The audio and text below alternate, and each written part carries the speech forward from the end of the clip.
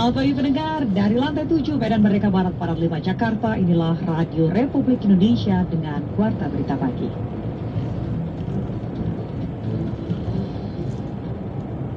Kerusakan catchment area daerah tangkapan hujan yang sudah berpuluh-puluh tahun, dan itu yang harus kita hentikan.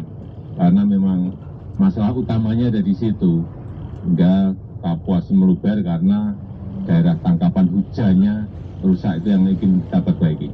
Karena kita tentu sangat berharap pemimpin-pemimpin baru itu tidak serta-merta langsung menghentikan program kerja yang ingin dilakukan. Apalagi kita membicarakan tentang TNI, itu memang butuh yang namanya kontinuitas, keberlanjutan dari sebuah program.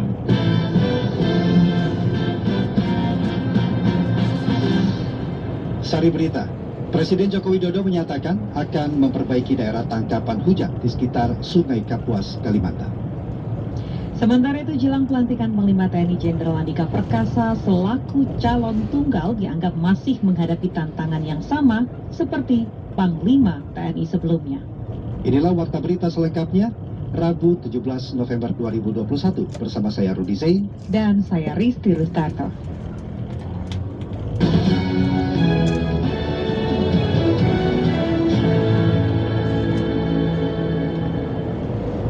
Kami awali informasi pagi hari ini dengan sekilas berita utama.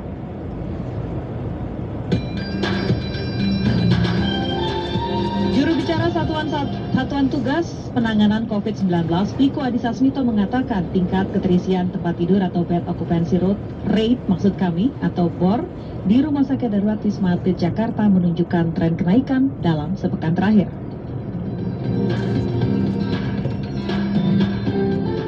Menteri Keuangan Sri Mulyani mewaspadai sejumlah dinamika global yang akan mempengaruhi ekonomi nasional 2022 mendatang.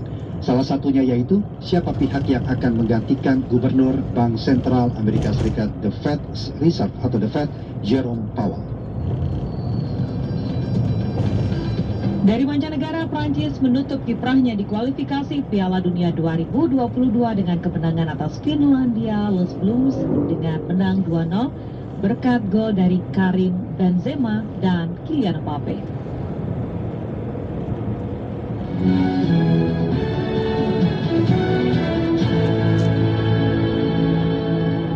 Pendengar, Presiden Joko Widodo menyatakan akan memperbaiki daerah tangkapan hujan di sekitar Sungai Kapuas yang sudah rusak selama puluhan tahun untuk mengatasi masalah banjir di Kalimantan. Kepala negara mengatakan perbaikan atas kerusakan daerah tangkapan hujan akan mulai dikerjakan mulai tahun depan. Kita simak laporan Pradipta Rahadi.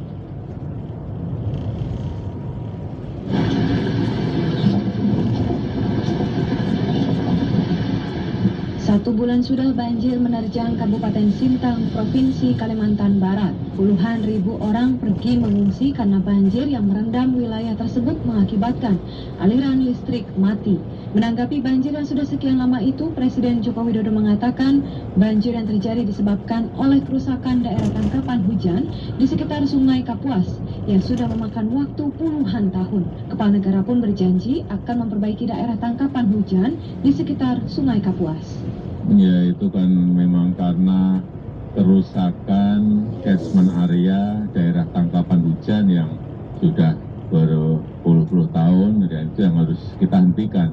Karena memang masalah utamanya ada di situ, hingga Kapuas meluber karena daerah tangkapan hujannya rusak. Itu yang ingin kita perbaiki.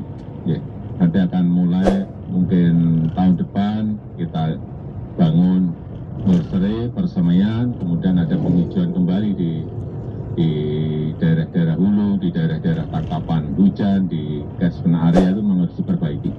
Karena memang kerusakannya ada di situ. Dan yang kedua memang ada hujan yang lebih ekstrim dari biasanya. Sebelumnya, Sekretaris BPBD Kabupaten Sintang, Sugianto, mengatakan bahwa dalam menangani banjir ini semua bantuan sudah terbagikan secara merata karena bantuan diberikan berdasarkan data yang diberikan oleh kelurahan, kecamatan, dan juga dari tingkat desa. Aktif respon sangat semuanya berkaitan dengan bantuan. kita membuat laporan data yang kita terima dari desa, dari kecamatan kita himpun, yaitu kita laporkan ke Dinas Sosial dan Ketahanan Pangan. Berdasarkan data itu langsung mereka buatkan ke kantor camat. Misalnya kantor camat masing-masing dari camat itu berdasarkan laporan dari desa atau kelurahan. Itu yang sebenarnya mekanismenya seperti itu, bukan perorangan gitu. Tapi kalau dia ada datanya di kelurahan, ada datanya di desa, ditindaklanjuti oleh camat, pasti dapat loh. Badan Penanggulangan Bencana Daerah BPBD Sintang mencatat sampai saat ini sebanyak 35.807 KK atau 124.497 warga terdampak banjir. Dari jumlah warga yang terdampak itu, sebanyak 25.884 orang terpaksa harus pergi mengungsi ke tempat yang lebih aman. Warga yang mengungsi tersebar di 32 posko pengungsian yang ada di 12 kecamatan di Sintang. Selain itu terdapat juga 24 dapur umum dan 5 posko. Demikian Pradipta Rahadi, Pro 3 RRI.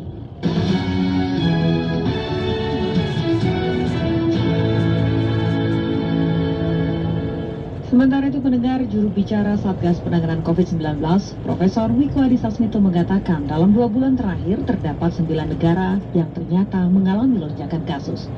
Jumlah ini diketahui lebih banyak dibandingkan periode yang sama di tahun 2020. Safira Amalia melaporkan selengkapnya. Untuk itu, penting bagi kita untuk terus menerapkan prinsip kehati-hatian. Juru bicara Satgas Penanganan COVID-19 Wiku Adhisa Smito mengingatkan semua pihak untuk mewaspadai lonjakan kasus yang terjadi di sejumlah negara. Seluruh pihak diharapkan tak lengah terhadap potensi kenaikan kasus di Indonesia. Wiku mengungkapkan perkembangan di tiap negara bisa berbeda karena karakteristik dan pola pengendalian COVID-19 di masing-masing negara. Dalam 2 bulan terakhir, setidaknya terdapat 9 negara yang tengah mengalami lonjakan kasus. Jumlah ini terbilang lebih banyak jika dibandingkan pada periode yang sama di tahun 2020. Saat ini, jumlah negara yang mengalami lonjakan kasus lebih banyak daripada saat periode akhir tahun 2020 lalu. Jika pada tahun lalu setidaknya ada 8 negara pada bulan Oktober-November tahun ini terdapat 9 negara yang mengalami lonjakan kasus.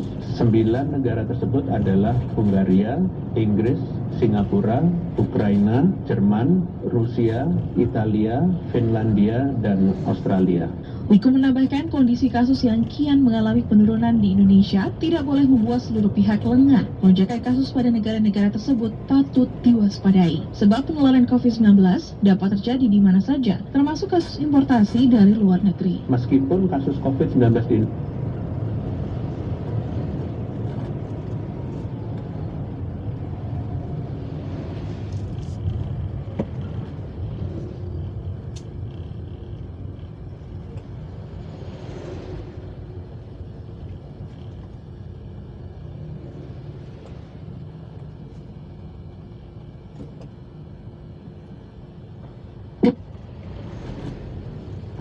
Namun ia mengingatkan pentingnya penjagaan pintu-pintu masuk Indonesia untuk mengantisipasi masuknya mutasi varian COVID-19. Terkait dengan gelombang ketiga, sampai hari ini kami belum melihat ada indikasi untuk terjadinya gelombang ketiga. Kecuali kalau pintu masuk kita loskan karena ada AY 4.2 sudah semakin mendekat ke Indonesia. Tapi kita akan coba jaga juga pada layer kedua, ketika layer pertama pintu masuk agak sedikit longgar. Diketahui hingga Juli 2021, jumlah negara yang mengalami lonjakan kasus perlahan menurun sejak periode libur Natal 2020 dan Tahun Baru 2021. Pada periode tersebut, sebanyak 8 negara mengalami lonjakan kasus, di antaranya Amerika Serikat, Inggris, Hungaria, Ukraina, Jerman, Kanada, Rusia, dan Indonesia. Selanjutnya kasus mengalami penurunan dan pada Maret terdapat 5 negara yang mengalami lonjakan kasus, yaitu Hungaria, Italia, Ukraina, Finlandia, dan Filipina. Dari Jakarta, Safira Amalia, Pro 3 RRI. Sementara itu, juru bicara vaksinasi COVID-19 Kementerian Kesehatan Siti Nadia Tarmizi meyakini cakupan vaksinasi di Indonesia bisa mencapai 60% hingga akhir tahun 2021, menyusul telah tercapainya target Badan Kesehatan Dunia WHO sebesar 40%. Rini Hairani akan menghadirkan laporannya untuk Anda. Juru bicara vaksinasi COVID-19 Kementerian Kesehatan Siti Nadia Tarmizi mengklaim Indonesia sudah mencapai target Badan Kesehatan Dunia atau WHO sebanyak 40% cakupan vaksinasi COVID-19 dosis kedua atau dosis lengkap. Hal itu disampaikan Nadia dalam webinar bertema Libur Nataru dan Varian Baru, Strategi Cegah Gelombang Ketiga Pandemi COVID-19. Oleh karena itulah Nadia meyakini cakupan vaksinasi di Indonesia akan mencapai 60% hingga akhir tahun 2021. Nadia yang juga merupakan Direktur Pencegahan dan Pengendalian Penyakit Menular Langsung Kementerian Kesehatan mengungkapkan, saat ini pemerintah juga sedang melakukan vaksinasi untuk daerah terpencil di Indonesia. Kita adalah 5 negara ya yang termasuk tertinggi dalam hal cakupan vaksinasi maupun dalam hal jumlah orang yang mendapatkan vaksinasi. Nah, kalau kita ingin situasi yang baik ini yang sudah kita rasakan bersama tepat dan kita pertahankan, maka jangan kasih kendor pikiran kepada kesehatan. Dan yang kedua, ayo segera divaksin. Karena tadi ingat, vaksin itu melindungi diri kita, tapi yang paling penting sebenarnya vaksin itu melindungi orang lain. Jadi akan bertambah pahalanya kita kalau kita dengan vaksin, karena kita memberikan manfaat untuk sesama. Pada kesempatan yang sama, mantan Direktur Organisasi Kesehatan Dunia atau WHO Asia Tenggara, Profesor Chandra Yoga Aditama menyarankan pemerintah Indonesia untuk mencontoh kebijakan vaksinasi yang diterapkan negara lain, seperti Singapura atau Amerika Serikat untuk mempercepat cakupan vaksinasi COVID-19 sebagai solusi bagi masyarakat yang menolak divaksinasi karena berbagai alasan. Nah, untuk yang vaksin hesitancy ini ada 3 pemecahan. Pemecahan yang nomor 1 tentu dilakukan pendekatan case by case gitu. Yang kedua bisa pakai aturan. Singapura udah bilang kalau kamu nggak mau divaksin, nggak mau masuk rumah sakit, kamu bayar sendiri gitu.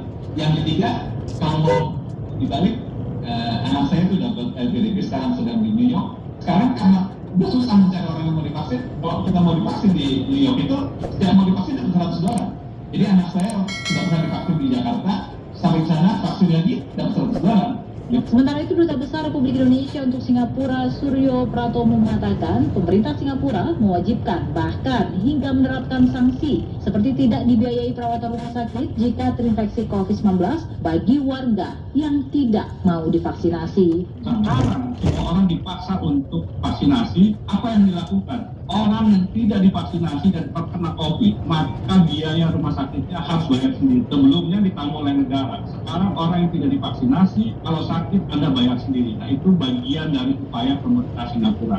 Berdasarkan data Kementerian Kesehatan, hingga Senin 15 November 2021 pukul 18 waktu Indonesia Barat, sebanyak 130 juta orang atau setara 62,88% sudah mendapatkan vaksinasi dosis pertama. Sementara itu 84 juta orang atau sekitar 40,75% sudah menerima vaksinasi dosis kedua atau dosis lengkap.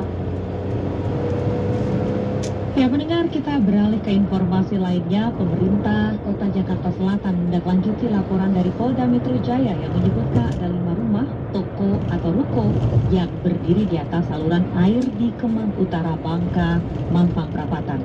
5 ruko tersebut diduga menjadi penyebab banjir di kawasan ini. Bagaimana pantauan terkini di sana? Kita jumpai Lukman Tara. Lukman? Iya, pendengar, saat ini saya berada di Kemang Utara atau kemarin yang dikatakan atau diberitakan sebelumnya, di mana 5 bangunan ini juga menjadi salah satu penyebab terjadinya banjir di wilayah Kemang dikarenakan bangunan berdiri di atas saluran air. Dari pantauan di lokasi saat ini, situasi masih normal, artinya aktivitas masih biasa dan memang tidak ada polis lain atau tidak ada larangan untuk beraktivitas seperti sebelumnya. Di mana memang saat ini masih sepi, tugas keamanan juga masih berada di lokasi dan memang seperti tidak terjadi apa-apa. Dan lokasi ini memang lebih dikenal dengan Mirasari atau Kopi Kumaran. Memang dari pantauan kami, memang dari di lokasi ini memang ada sejumlah kafe dan juga rumah ya, yang didirikan di atas saluran air. Kalau kita lihat di lokasi ini memang betul pantauan ini memang lokasinya ini tepat di atas kali ya, saluran air. Di mana nanti kami juga akan coba mendokumentasi dan Anda juga mungkin bisa melihatnya di media sosial RRI ataupun juga di RRI online. Saat ini memang tidak ada penjagaan khusus dan tampaknya memang lokasi ini beroperasi seperti sedia kala. Demikian. Sementara itu pendengar, harga minyak dan telur hari ini di Pasar Ciplak, Kalimalang, Jakarta Timur terus mengalami kenaikan dalam 1 bulan terakhir. Dan mengenai hal tersebut saya jumpai reporter kami Nurfianti yang akan menyampaikan laporan selengkapnya. Nurfi. Terima kasih. Saya saat ini berada di Pasar Ciplak, Kalimalang, Jakarta Timur.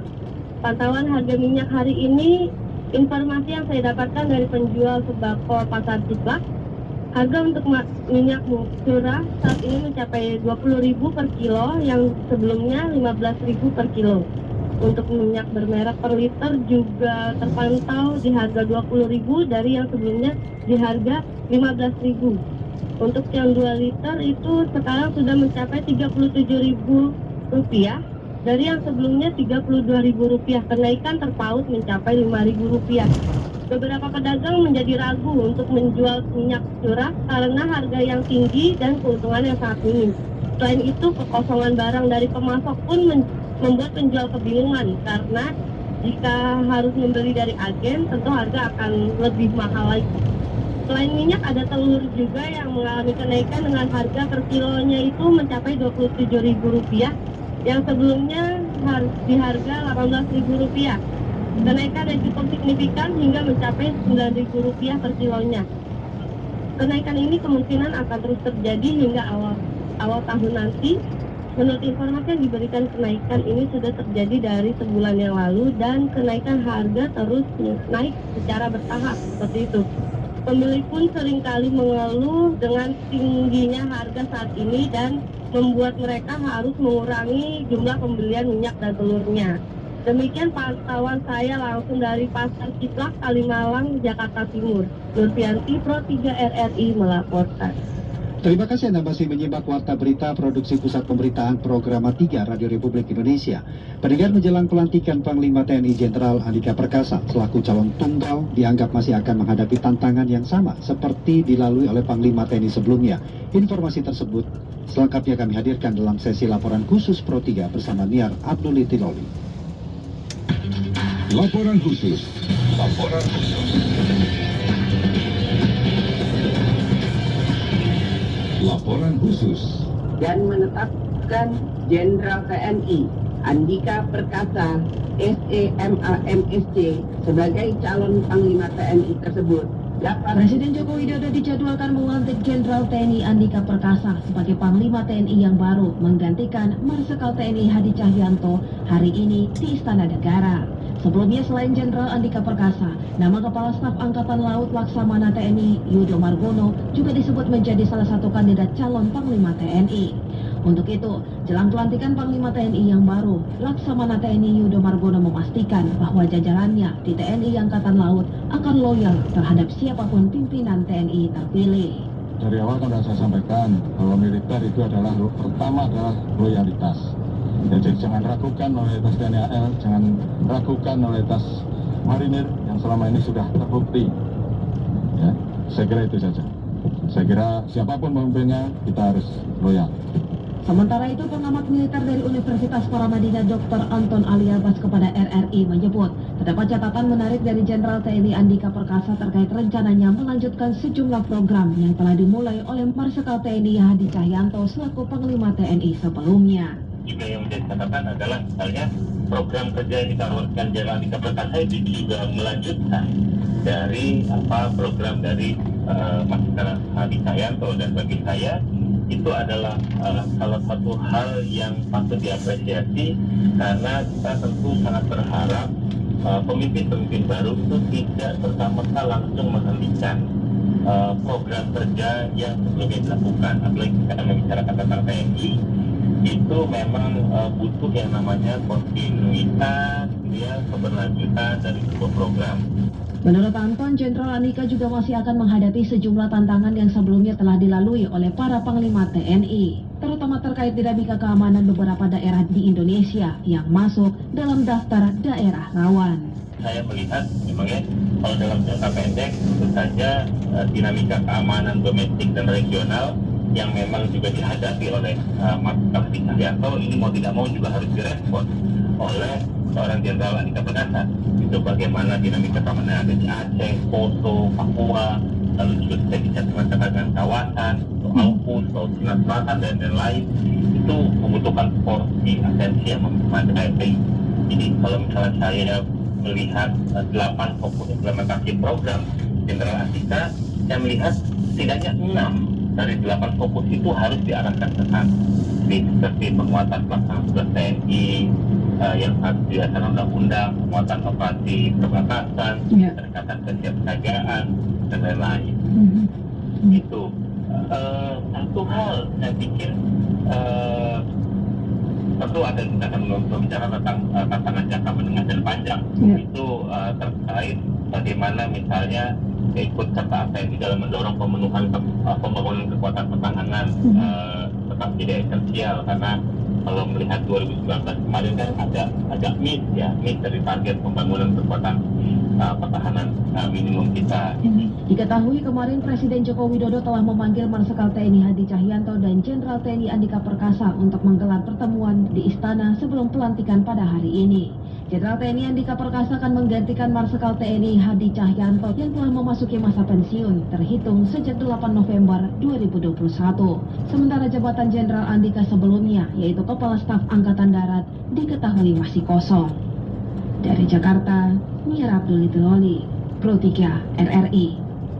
Jelang pelantikan Jenderal TNI Andika Perkasa selaku Panglima TNI, Kepala Staf TNI Angkatan Laut Laksamana TNI Yudo Margono memastikan TNI Angkatan Laut akan loyal kepada siapapun yang terpilih sebagai pimpinan tertinggi TNI. Berikut tanggapan masyarakat mengenai hal ini. Nama saya Yusuf Masar Ambon. Saya sepakat jika sudah ditetapkan bahwa Jenderal Andika Perkasa sebagai Panglima TNI. Gunanya ada kubu pro dan kontra gitu. Karena pada akhirnya semua akan memiliki tujuan yang sama, mengabdi kepada bangsa dan negara. Nama saya Rifki dari Jakarta Selatan nih. Menurut saya dengan mengucapkan janji seperti itu, ia harus menepati apa yang dia ucapkan dan harus loyal kepada siapapun yang memimpin, baik dari Angkatan Laut maupun Angkatan Darat, demi mencapai keharmonisan kinerja TNI secara keseluruhan untuk menjaga keamanan dan persatuan negara Indonesia. Nama saya Ijal, asal saya Ambon. Tentu saja saya sepakat dengan pernyataan Kasat. Jika sudah ada satu nama yang ditetapkan sebagai Panglima TNI, maka semua yang berada di bawah 3 matra TNI wajib tunduk dan patuh. Tidak ada lagi kubu 1 atau 2 karena proses pemilihan sudah berakhir. Pendengar, komentar RRI pagi ini menyoroti rencana pelantikan calon Panglima TNI Jenderal TNI Andika Perkasa oleh Presiden Joko Widodo. Komentar akan disampaikan editor senior Pro 3 RRI Widi Kurniawan.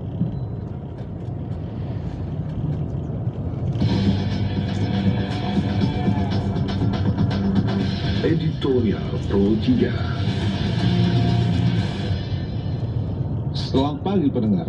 Hari ini adalah jadwal yang ditetapkan untuk pelantikan Jenderal TNI Andika Perkasa sebagai Panglima Tentara Nasional Indonesia. Dengan pelantikan tersebut, selama 1 tahun ke depan, Jenderal TNI Andika Perkasa akan memimpin seluruh jajaran TNI dari ketiga matra, yakni Angkatan Darat, Angkatan Laut, dan Angkatan Udara. Walau Jenderal TNI Andika Perkasa berasal dari matra TNI Angkatan Darat, tetapi dipastikan bahwa ia akan menjadi panglima dari semua angkatan. Publik juga tidak perlu meragukan hal ini, termasuk juga loyalitas ketiga angkatan terhadap Panglima TNI. Kepala Staf TNI Angkatan Laut Laksamana TNI Yudo Margono juga sudah menegaskan bahwa hal pertama dalam TNI adalah loyalitas. Publik pun tidak perlu terpengaruh terhadap suara-suara sejumlah LSM yang memiliki pandangan berbeda. Presiden Joko Widodo sebagai pemimpin tertinggi dari seluruh matra telah memberi amanah kepada Jenderal TNI Andika Perkasa sebagai Panglima TNI. Selanjutnya adalah tugas Panglima TNI untuk mempertahankan kedaulatan bangsa dan negara dari ancaman pertahanan di berbagai sektor termasuk di dalam negeri. Waktu 1 tahun menjabat sebagai Panglima TNI memang tidak lama, tapi pasti Jenderal TNI Andika Perkasa sudah punya strategi cepat dan taktis, apalagi adalah seorang jenderal senior dan bekerja didukung oleh para perwira tinggi serta seluruh jajaran TNI di berbagai wilayah dan pelosok negeri. Selamat untuk Jenderal TNI Andika Perkasa sebagai Panglima Tentara Nasional Indonesia. Demikian komentar, selamat pagi.